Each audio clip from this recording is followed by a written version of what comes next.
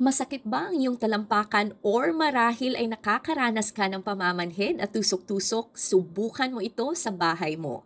Kumuha ka ng malamig na lalagyan ng tubig, umupo ng komportable at ilagay mo ito sa ilalim ng sumasakit mo na talampakan.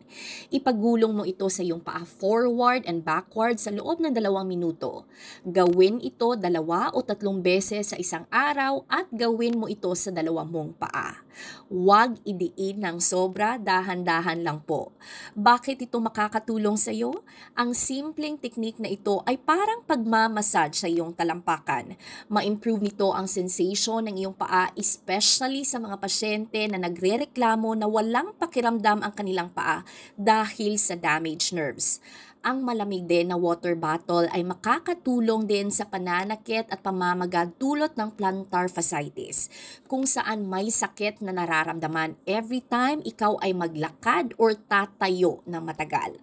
Ang simple at practical na teknik na ito ay makakatulong if ikaw ay nakakaranas ng neuropathy, pamamanhid at tusok-tusok, balance issues if parati kang natutumba at plantar fasciitis. Subukan mo ito at i-share mo din sa iba para makatulong din sa kanila.